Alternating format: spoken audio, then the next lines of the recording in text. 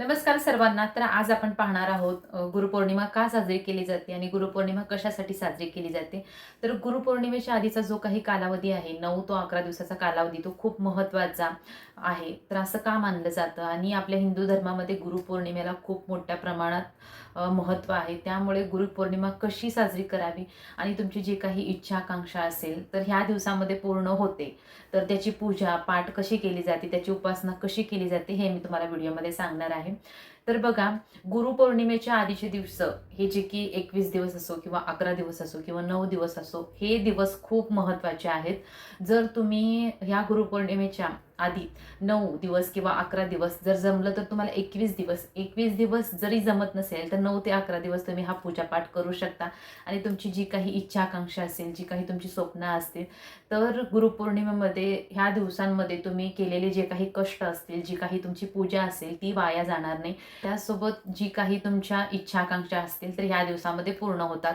तर मनोभावे तुम्हाला गुरुपौर्णिमेच्या ह्या 9 ते 11 दिवसामध्ये तुम्हाला पूजापाठ करायचा आहे. तर पूजापाठ कसं करायचं हे मी तुम्हाला सांगणार आहे. चला तर मग वेळ न घालवता आपण आपल्या व्हिडिओला सुरुवात करूया. तर गुरुपौर्णिमेच्या अगोदरचे जे काही 11 ते 9 दिवस आहेत, तर हे जे काही दिवस आहेत ते शुभ दिवस मानले जातात आणि कोणत्याही तुम्ही एखाद्या मठामध्ये बघा, मंदिरामध्ये बघा, जप, पूजा, पाठ हे संपूर्ण केलं जातं आणि हा जो काही कालावधी आहे, हा शुभ कालावधी आहे आणि हे जे काही दिवस आहेत खूप महत्त्वाचे दिवस म्हणून गुरुपौर्णिमेच्या आदल्या दिवशीचे 9 ते 11 दिवस हे खूप शुभ मानले जातात. गुरुपौर्णिमेचे महत्त्व काय? ज्ञान, संस्कार, मार्गदर्शन म्हणून हे गुरुपौर्णिमेचे जे काही दिवस आहेत ते खूप महत्त्वाचे मानले जातात. तर ह्या गुरुपौर्णिमेच्या दिवसामध्ये बघा, जे काही भक्त असतील, त्यांचे जे काही गुरु असतील, तर त्यांचं नामस्मरण केलं जातं, त्यांचा मंत्र जप केला जातो, त्यांची पूजापाठ केली जाते.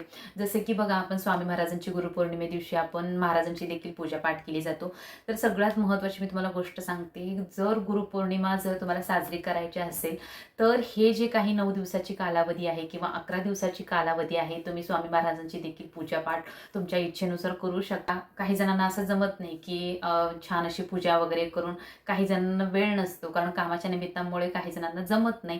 तर मला म्हणायचंय, जरा समजा देवालयावर जरी स्वामी महाराज असतील तरी सुद्धा बघा तुम्ही त्यांचं नामस्मरण करू शकता. जो काही तुमचा नैवेद्य केलेला असेल तो अर्पण करू शकता स्वामी महाराजांना. जे काही तुमचे जे कोणी गुरु असतील, जे काही तुमची देवी देवता असेल, कोणत्याही देवावर तुमची भक्ती श्रद्धा असेल, तर ह्या गुरुपौर्णिमेच्या आदल्या दिवशी म्हणजे 9 ते 11 दिवसामध्ये त्यांचं नामस्मरण करून गुरुमंत्र म्हणून तुम्ही गुरुपौर्णिमेचा हा दिवस शुभ दिवस तुम्ही साजरा करू शकता. गुरुपौर्णिमेमध्ये राग, मत्सर जो काही आपले वाईट विचार आहेत त्याच्यापासून दूर राहण्याचा प्रयत्न करा. सोबत गुरुपौर्णिमेच्या कालावधीमध्ये बघा, धार्मिक ग्रंथाचे वाचन करा. त्यासोबत तुम्ही दान धर्म देखील करू शकता. हे जे काही दिवस आहेत खूप महत्त्वाचे आहेत. तर ह्या दिवसामध्ये तुम्ही दान जे केलेलं असतं ते देखील श्रेष्ठ दान असतं, कारण गुरुपौर्णिमेचा हा दिवस शुभ कालावधीचा हा दिवस मानला जातो. तर ह्या कालावधीमध्ये जे काही तुम्ही पूजापाठ केलेले आहे ते सातत्य म्हणजे बघा एकाग्रता ठरवते. जे काही तुमची बुद्धीची क्षमता असेल, जे काही तुमची प्रतिकार शक्ती असेल, तर एकाग्रता वाढवून ठेवते ह्या दिवसामध्ये. मग आता ही गुरुपौर्णिमेची पूजा करायची कशी? तर गुरुपौर्णिमेची पूजा कशी करायची? तर गुरुपौर्णिमेची पूजा बघा, 11 ते 9 दिवसामध्ये आपल्याला काय करायची? सकाळी लवकर उठून स्नान करायचं आहे. स्वच्छ नीटनेटके कपडे आपल्याला घालायचे आहेत.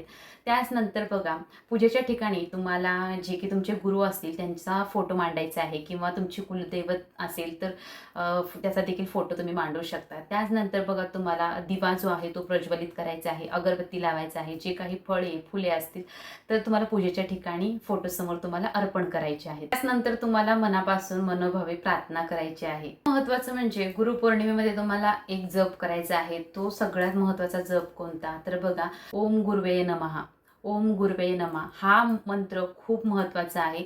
तर हा मंत्र तुम्हाला 108 वेळा ह्या मंत्राचा जप करायचा आहे. गुरुपौर्णिमेच्या दिवशी ज्या दिवशी तुम्ही गुरूंची जी की पूजा मांडता, तर बघा तुम्हाला सगळ्यात महत्त्वाची गोष्ट कोणती करायची आहे? तर पूजेच्या वेळेस तुम्हाला भगवद्गीता किंवा गुरुचरित्र हे तुम्हाला एखादं ग्रंथ वाचायचे आहे. ग्रंथ किंवा एखादं त्याचं पान देखील तुम्ही वाचू शकता. सगळ्यात महत्त्वाचं म्हणजे तर ह्या दिवसामध्ये तुम्हाला काय करायचं आहे? तर ह्या दिवसामध्ये तुम्हाला रोजच्या रोज देवपूजा करायची आहे. त्याचसोबत बघा तुम्हाला आई-वडिलांचा आदर करायचा आहे.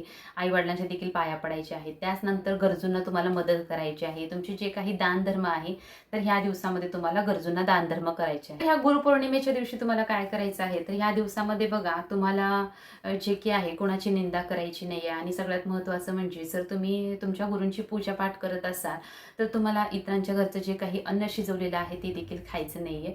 जर तुम्ही एखाद्या वेळेस दुसरीकडे पैसे वगैरे देऊन खात असाल तर त्याला काहीच बंधन नाही आहे. पण एखाद्याने भाजी वगैरे दिलेली असेल तर ती देखील खायची नाही आहे. स्वतःच्याच घरामध्ये शिजलेलं अन्न तुम्हाला खायचं आहे आणि त्यासोबत तुम्हाला व्यसन देखील करायचं नाही. त्यासोबत आपल्याला खोटं देखील ह्या दिवसामध्ये बोलायचं नाही. बघा गुरुपौर्णिमेच्या दिवशी आपण ज्यांना गुरु मानतो किंवा आपण ज्यांना गुरु समान मानतो तर त्यांची देखील आपल्याला पूजा करायची आहे. मला गुरु नसेल तर तुम्ही स्वामी महाराजांची किंवा दत्त महाराजांची देखील पूजा करू शकता किंवा आपल्या इष्टदेवतेला गुरु मानून त्यांची देखील तुम्ही मनभावे पूजा करू शकता. पौर्णिमेमध्ये 11 ते 9 दिवस हे जे काही दिवस आहेत हे श्रद्धा, स्थान आणि खूप महत्त्वाचे दिवस आपल्या हिंदू धर्मामध्ये मानले जातात आणि तुम्ही जी काही ही पूजा पाठ करता ही कधीच वाया जात नाही. त्यामुळे ना हे जे काही गुरुपौर्णिमेचे 11 ते 9 दिवस आहेत हे खूप महत्त्वाचे आहेत.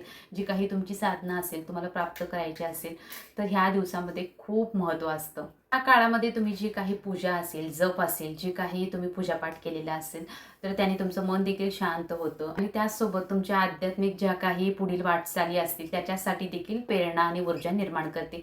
तर ह्या दिवसामध्ये जे काही गुरुपौर्णिमेचे 9 दिवस आहेत किंवा 11 दिवस आहेत, जमेल तर तुम्हाला तुमचे गुरु असो किंवा आपले स्वामी महाराज असो, दत्त महाराज असो किंवा ज्याला कोणी तुम्ही ज्या व्यक्तीला तुम्ही गुरु मानता त्यांची मनोभावे पूजा करा आणि तुमचे जे काही पूजाभाव आहे ते त्यांच्यापर्यंत पोहोचले पाहिजे. अशा प्रकारे बघा गुरुपौर्णिमेचा जो काही लाभ आहे तो तुम्ही घेऊ शकता. तर हे गुरुपौर्णिमेचे सगळ्यात महत्त्वाचे दिवस आहेत. जर तुम्हाला ही गुरुपौर्णिमेची माहिती आवडली असेल तर आपल्या चॅनलला मात्र नक्की सबस्क्राईब करा. त्यासोबत आपण भेटूया अशाच पुढच्या व्हिडिओमध्ये. तोपर्यंत काळजी घ्या.